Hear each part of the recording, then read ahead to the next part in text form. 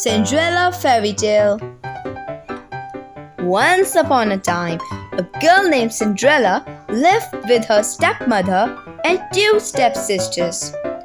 Poor Cinderella had to work hard all day long so the others could rest.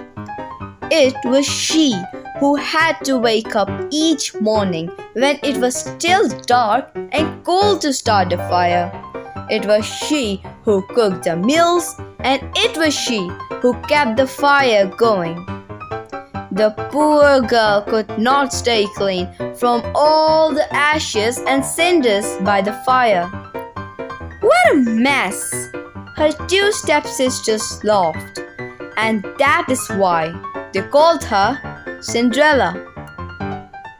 One day, big news came to town. The king and queen were going to have a ball. It was time for the prince to find a bride. All of the young ladies in the land were invited to come. They were wild with joy. They would wear the most beautiful gowns and fix their hair extra nice. Maybe the prince will like them. At Cinderella's house, she had now extra work to do. She had to make two brand new gowns for her stepsisters. "Faster!" shouted one stepsister. "You call that a dress?" screamed the other. "Oh dear," said Cinderella. "When can I?" The stepmother marched into the room. "When can you what?" "Well," said the girl, "when will I have time to make my own dress for the ball?" "You?" yelled the stepmother. "Who said you were going to the ball?" "What a laugh," said one stepsister. "Such a mess." They pointed at Cinderella and all of them laughed.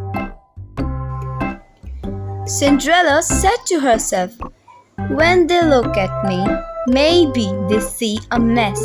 But I am not that way, and if I could, I would go to the ball." Soon, the time came for the stepmother and stepsisters to leave for the big party.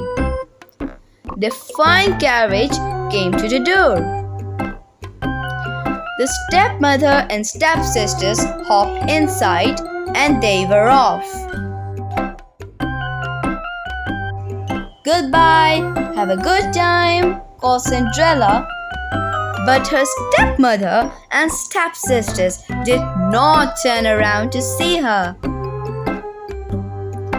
"Ah me," said Cinderella sadly. The carriage rode down the street. She said aloud, "I wish I could go to the ball too." Then, poof! All of a sudden, in front of her was a fairy. "You called?" said the fairy. "Did I?" said Cinderella. "Who are you?" "Why, your fairy godmother. Of course. I know your wish and I have come to grant it." "Is it even possible?" said Cinderella. "Let me be the one to say what is possible or not." "Well, I think, I want to go to the ball too." She looked down at her dirty clothes. "But look at me." "You do look a bit of a mess, child," said the fairy godmother. "Even if I had something nice to wear," said the girl, "I would have nowhere to get there." "Dear me, all of that is possible," said the fairy. With that, she tapped her wand on Cinderella's head. At once, Cinderella was all clean. She was dressed in a beautiful blue gown. Her hair was set up high on her head inside a golden band.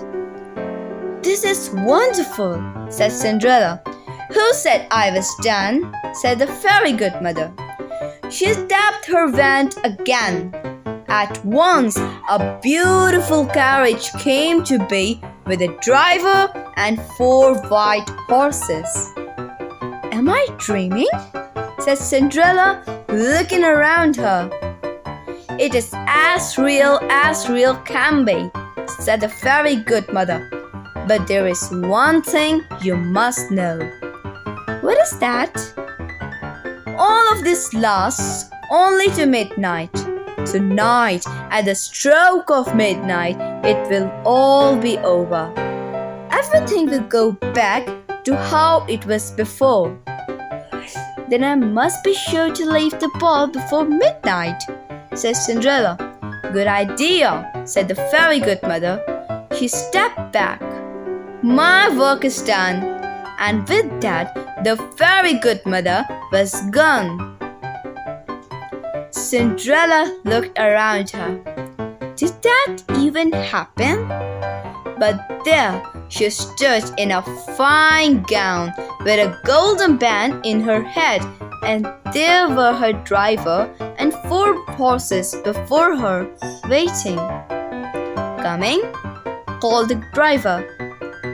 He stepped into the carriage and they were off. Over at the ball, the prince did not know what to think. The queen said to her son, "Look around you. You could not ask for finer maidens than these." "I know, mother," said the prince. Yet he knew something was wrong. He had met many of the young women, yet after he said hello one by one, he could find nothing more to say. "Look!" Someone pointed to the front door. "Who is that?" All heads turned. Who was that lovely maiden stepping down the stairs? She held her head tall and looked as if she belonged, but no one knew her. "There is something about her," said the prince. "I will ask her to dance." And he walked over to Cinderella. "Have we met?" said the prince. "I am pleased to meet you now," said Cinderella with a bow. "I feel as if I know you," said the prince. "But of course that is impossible." "Many things are possible," said Cinderella, "if you wish them to be true." The prince felt a leap in his heart. He and Cinderella danced. When the song was over, they danced again, and then they danced again and yet again. Soon, the other maidens at the ball grew jealous. "Why is he dancing all the time with her?" they said. "How rude!" But all the prince could see was Cinderella. They laughed and talked, and then they danced some more. In fact, they danced for so long that Cinderella did not see the clock. Cinderella looked up. She looked up again. "Oh my!" she cried out. "It is almost midnight." "Why does that matter?" said the prince. "I must go," said Cinderella.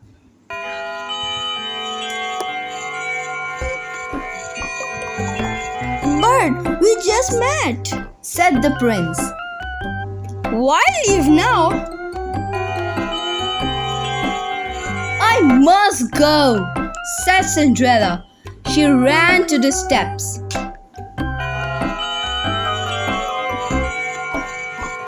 "I cannot hear you. The clock is too loud," said the prince.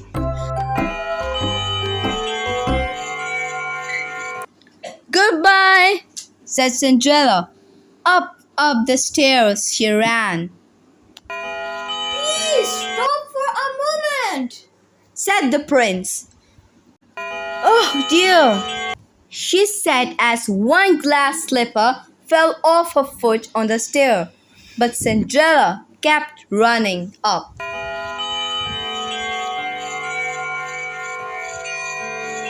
Please wait for a moment, Said the prince. Goodbye. Cinderella turned one last time. Then she rushed out the door. The clock was quiet. It was midnight. Wait! Called the prince. He picked up her glass slipper and rushed out the door. He looked around but could not see her blue dress anywhere. This is all I have left from her, he said, looking down at the glass slipper. He saw that it was made in a special way to fit in the foot like none other. somewhere there is the other glass slipper, He said, and when I find it, I will find her too. Then I will ask her to be my bride. From hut to hut, from house to house, went the prince. One young woman after another tried to fit her foot inside the glass slipper, but no one could fit. And so the prince moved on. At last, the prince came to Cinderella's house. He is coming! Called one stepsister as she looked out the window. At it do! Screamed the other stepsister. Quick! Yelled the stepmother. One of you must be the one to fit your foot in that slipper, no matter what. The prince knocked. The stepmother flew open the door. Come in, she said. I have two lovely daughters for you to see. The first stepsister tried to place her foot in the glass slipper. She tried hard, but it just would not fit. Then the second stepsister tried to fit her foot inside. She tried and tried with all her might, but no dice. Are there no other young women in the house? Said the prince. None, said the stepmother. Then I must go, said the prince. Maybe there is one though, said Cinderella, stepping into the room. I thought you said there were no other young women here, said the prince. None who matter, said the stepmother in a hiss. Come here, said the prince. Cinderella stepped up to him. The prince got down on one knee and tried the glass slipper on her foot. It fit perfectly. Then from her pocket, Cinderella took out something. It was the other glass slipper. I knew it, he cried. you are the one.